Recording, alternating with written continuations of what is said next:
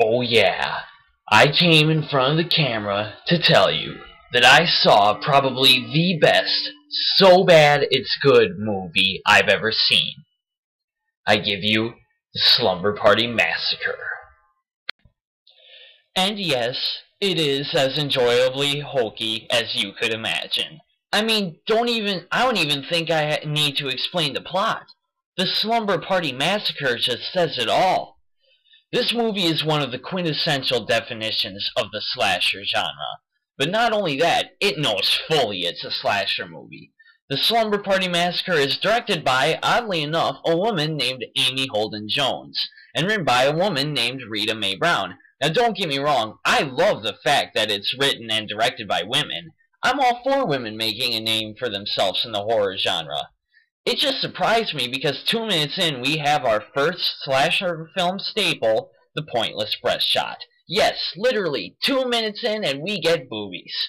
And if you wait a little longer, you'll get a prolonged scene of teenage girls showering in a gym locker shower room, featuring probably the most pointless shot where the camera pans to a chick, down to her butt, and back up again. Did that shot add anything? Who cares? It's a slasher movie. 6 minutes in and we get the next slasher staple, the grotesque murder. This movie doesn't mess around. It knows what we want, so it gets straight to it. But our killer doesn't use a machete, knife, or axe. No, no, no, no. He uses a freaking power drill. Probably one of the most unsubtle slasher weapons, but no one notices because it's a slasher movie. And that leads to our next cliche, the ditzy females and the horny males complete with bad actors to portray them. What is their motivation? Well, they're ditzy and horny. Essentially, the Slumber Party Massacre is another Halloween ripoff. The escaped murderer, the suburban setting, and so forth. Plus the slasher cliche of the murderous villain having no other motivation than he's evil. Woo!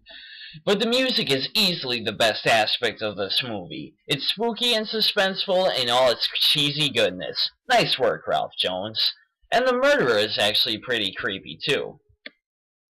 There are aspects that bring an already bad movie down, though. The biggest problem are the lame, cheap shots. You know what I'm talking about. We see the long POV shot sneaking up behind the girl, the music is getting eerier, the hand reaches out and grabs her shoulder and... oh, it's just the friend. Now, that would be fine if they used it sparingly. But they use that motif like 3 times, 2 of which almost directly follow each other. It doesn't add any suspense. If anything, it takes away from the actual killer's presence. Once he shows up, it's like, oh hi, we've been waiting for you, kill someone. But let me tell you, the death scenes are great. Although I have my gripes about it, the Slumber Party Massacre is a masterpiece in awfulness. If you came to this movie looking for a flawless plot, stupendous actors, and great suspense, man, you're a silly goose.